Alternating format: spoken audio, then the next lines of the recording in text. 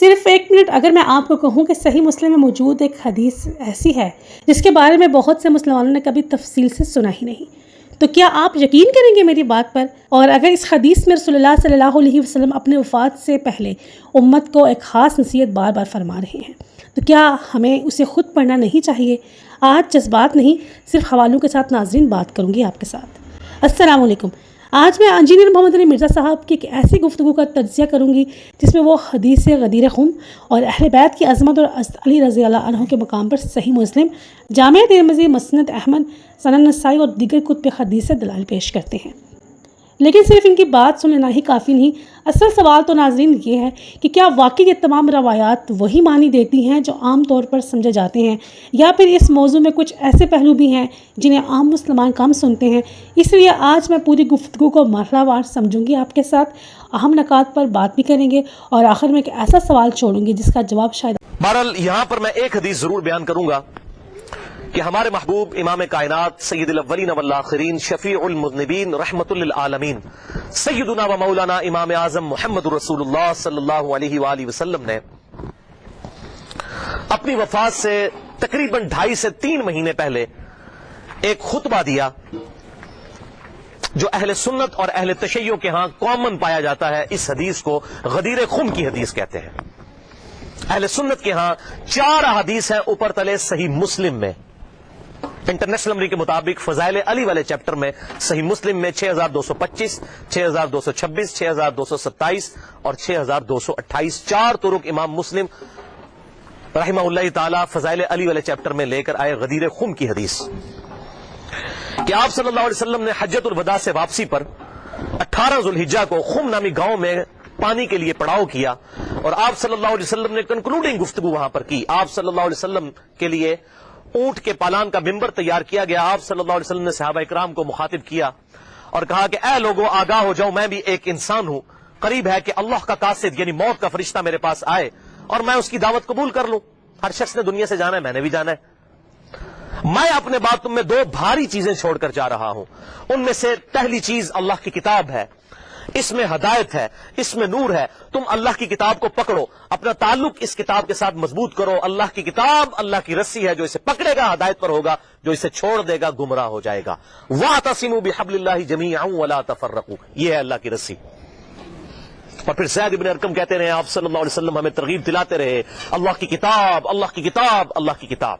اس کے بعد آپ صلی اللہ علیہ وسلم نے ارشاد فرمایا دوسری چیز، بھاری چیز میرے اہل بیت ہیں، میں اپنے اہل بیت کے معاملے میں تمہیں اللہ کا خوف دلاتا ہوں، میں اپنے اہل بیت کے معاملے میں تمہیں اللہ کا خوف دلاتا ہوں، میں اپنے اہل بیت کے معاملے میں تمہیں اللہ کا خوف دلاتا ہوں۔ لیکن امت نہیں ڈری، اور یہ حدیث ہے صحیح مسلم میں، جو اہل سنت کے بڑے بڑے علماء کو بھی نہیں پتا کہ صحیح مسلم میں یہ 4 حدیثیں ہیں۔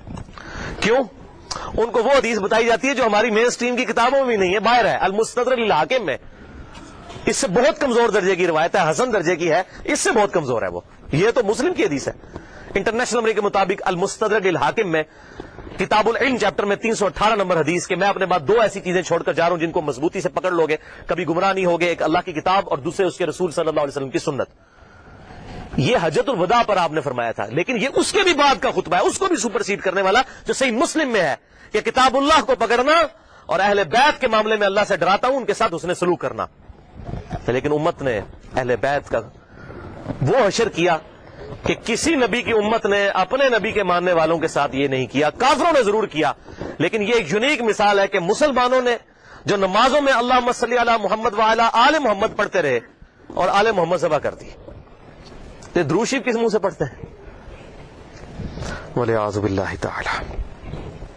تو آپ صلی اللہ علیہ وسلم نے فرمایا کہ میں اپنے اہل بیت کے معاملے میں تمہیں اللہ سے ڈراتا ہوں، اور باقی کتابوں میں یہ حدیث پھر اس سے بھی آگے چلتی ہے صحیح سند کے ساتھ۔ جامعہ ترمذی میں 3713، مسند امام احمد میں 19321، سنن نسائی الکبریٰ میں 8478، اور امام ابن ابی عاصم کی کتاب السنہ میں 1158 نمبر۔ یہ 4 میں نے حوالے دے دی ہیں، یہ حدیث آگے بھی چلتی ہے، اور شیخ البانی رحمہ اللہ نے اپنے سلسلہ احادیث صحیحہ میں 1750 نمبر حدیث کے اندر یہی احادیث کے کوئی کم از کم 22 طرق لیے 22 صحابہ سے، اور کہا کہ حدیث متواترہ ہے غدیر خم کی حدیث۔ اور شیخ زبیر علی زئی صاحب نے بھی مشکات کی تحکیم کے دوران 6091 نمبر حدیث اور 6103 نمبر حدیث کے فٹ نوٹ پہ لکھا کہ یہ حدیث متواترہ ہے، غدیر خم کی حدیث جو آگے بھی چلتی ہے، کہ پھر آپ صلی اللہ علیہ وسلم نے سورۃ الاحزاب کی آیت نمبر 6 تلاوت کی، النبی اولا بالمؤمنین من انفسہم وازواجہ امہاتہم، نبی صلی اللہ علیہ وسلم مومنین کی جانوں پر ان کی جانوں سے بڑھ کر حق رکھتے ہیں، اور نبی کی بیویاں امت کی مائیں ہیں۔ پھر آپ صلی اللہ علیہ وسلم نے صحابہ کرام سے مخاطب ہو کر کہا غدیر خم پر، اے میرے صاحب اس آیت کی روشنی میں کیا تم گواہی دیتے ہو کہ اللہ تمہارا رب ہے؟ سب نے کہا بلا یا رسول اللہ، کیوں نہیں یا رسول اللہ صلی اللہ علیہ وسلم۔ پھر آپ صلی اللہ علیہ وسلم نے فرمایا کہ کیا تم اللہ اور اس کے رسول کو سب سے بڑھ کر محبوب رکھتے ہو اس آیت کے تحت؟ سب نے کہا یا رسول اللہ کیوں نہیں۔ پھر آپ صلی اللہ علیہ وسلم نے مولا علی کا ہاتھ پکڑا وہاں پر غدیر خم پہ، اور یوں صحابہ کے درمیان بلند کیا، پھر آپ نے کہا من کنت مولاہ فہذا علی مولاہ، پھر جو مجھے دلی محبوب رکھتا ہے وہ علی کو بھی دلی محبوب رکھے، جس کا مولا میں اس کا مولا علی۔ اور پھر اسی حالت میں آپ نے فرمایا اے اللہ اس سے محبت رکھ جو علی سے محبت رکھے، اس سے بغض رکھ جو علی سے بغض رکھے۔ اس موقع پر آپ صلی اللہ علیہ وسلم نے ارشاد فرمایا۔ تو مولا کا مطلب ہے دلی محبوب، مشکل کشا، حاجت روا نہیں۔ مولانا ہم اپنے مولویوں کو جو کہہ رہے ہوتے ہیں مولانا، اس کا کیا مطلب ہوتا ہے؟ ہمارے دلی محبوب۔ قرآن میں آیا سورہ تحریم کی آیت نمبر 4 میں فَإِنَّ اللَّهَ هُوَ مَوْلَاهُ وَجِبْرِيلُ وَصَالِحُ الْمُؤْمِنِينَ، نبی کا مولا ہے اللہ، جبریل، ایمان والے اور تمام فرشتے نبی کے مولا ہیں، اور نبی ان کے مولا ہیں دلی محبوب۔ جو مولا کا مشکل کشا والا معنی ہے وہ اللہ کے لیے خاص ہے۔ یہاں پر معنی آپ دیکھیں کیا کہا کہ میں تم پر تمہاری جانوں سے بڑھ کر حق رکھتا ہوں، دلی محبوب۔ النبی اولا بالمؤمنین، نبی اولا ہے، اولا مولا یہ تمام الفاظ دلی محبوب کے لیے، جگری یار کے لیے۔ تو یہ اس کا مشکل کشا معنی لینا بالکل ظلم ہے بھائیو۔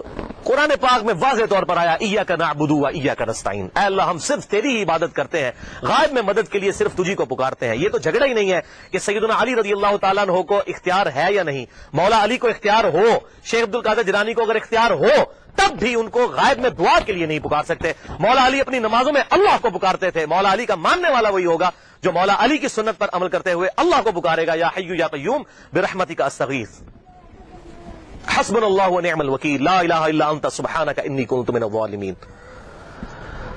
بارش کون برساتا ہے؟ اللہ۔ ڈیوٹی کس کی ہے؟ فرشتوں کی۔ تو بارش فرشتوں سے مانگیں گے یا اللہ سے؟ اللہ سے۔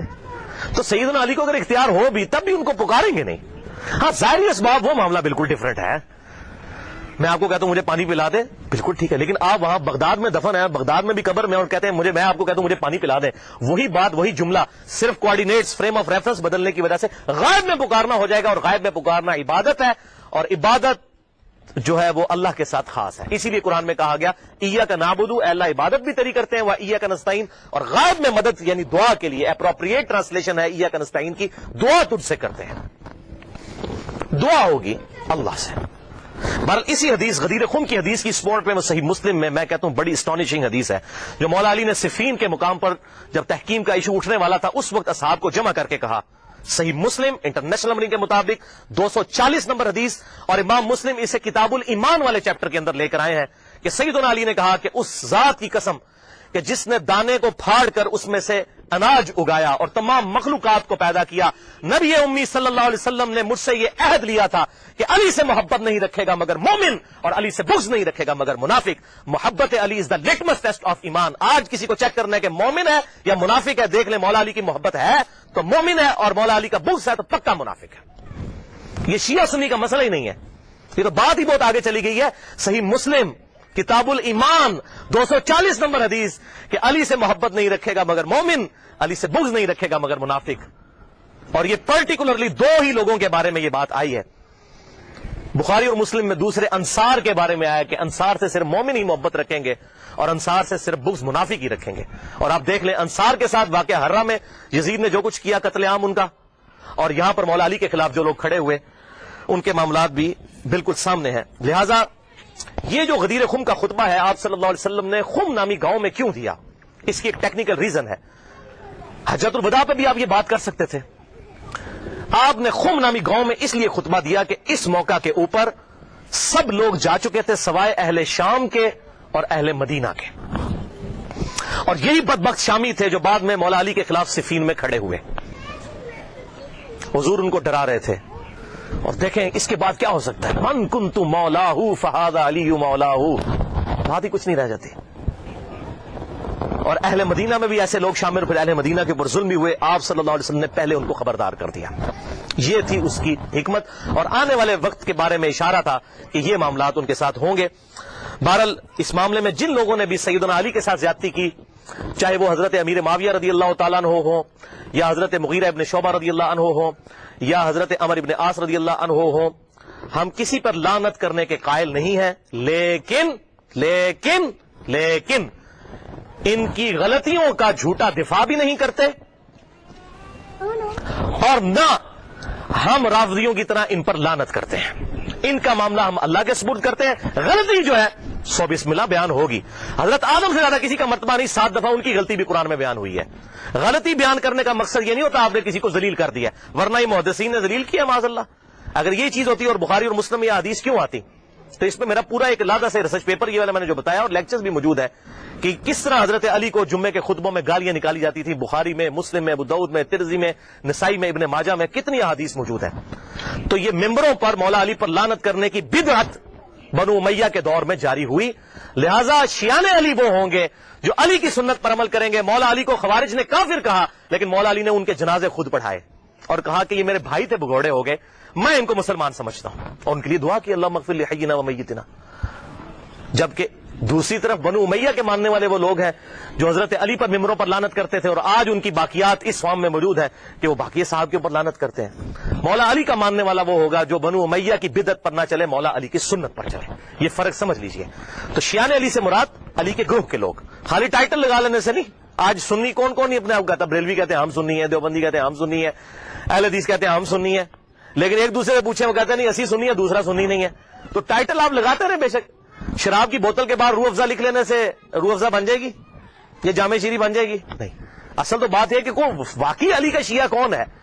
شیعہ علی کا وہی ہوگا، علی کے گروہ کا آدمی وہی ہوگا جو مولا علی کی سنت پر عمل کرنے والا ہوگا. اور مولا علی نے ہمیں یہی درس دیا ہے کہ کسی بھی شخص کے اوپر لعنت نہ کی جائے. یہ لعنت کرنا تو بنو امیہ کی بدعت ہے. جو ان کے طریقے پر چلنا چاہتے ہیں، ان کی پارٹی میں قیامت والے دن اٹھنا چاہتے ہیں تو بے شک اٹھیں. ہم تو مولا علی کے ساتھ ہیں، دنیا میں بھی انشاءاللہ اور آخرت میں بھی انشاءاللہ مولا علی کے ساتھ اٹھائے جائیں گے انشاءاللہ تعالی، اور اہل بیت کے ساتھ. ناظرین، اس پوری ویڈیو سے ہمیں یہی بڑا سبق ملتا ہے کہ ہم اکثر کسی بھی مسئلے پر فوراً فیصلہ کر دیتے ہیں، لیکن خود یہ نہیں دیکھتے کہ اصل میں قرآن کیا کہتا ہے، صحیح حدیث کیا کہتی ہیں، نبی کریم صلی اللہ علیہ وسلم نے ہمیں کیا نصیحت فرمائی تھی. آج کی گفتگو کا مقصد کسی سے نفرت کرنا یا کسی کو غلط ثابت کرنا نہیں ہے، بلکہ مقصد صرف یہ تھا کہ ہم سب اپنی معلومات کو اصل دلائل کی روشنی میں جانچیں. کیونکہ ایک مسلمان کی پہچان یہ نہیں کہ وہ ہر بحث جیت جائے، بلکہ یہ ہے کہ جب اس کے سامنے دلیل آ جائے تو وہ اسے کھلے دل سے تسلیم کرے. اب میں آپ سے ایک سوال پوچھنا چاہتی ہوں کہ اگر آپ کو آج پہلی بار یہ باتیں معلوم ہوئی ہیں تو کیا اب آپ خود بھی ان حوالوں کو پڑھنا چاہیں گے؟ خود سے اپنی رائے کمنٹ میں ضرور لکھیں، لیکن ایک دوسرے کا احترام کرتے ہوئے. اگر آپ چاہتے ہیں کہ ہم اسی مشکل اور اسلام موضوعات کو آسان زبان میں سمجھتے رہیں تو چینل کو سبسکرائب کر لیں. انشاءاللہ اگلی ویڈیو میں ایک اور ایسے موضوع پر بات کریں گے جس کے بارے میں شاید آپ نے آج تک صرف ایک ہی رخ سنا ہوگا. اللہ حافظ.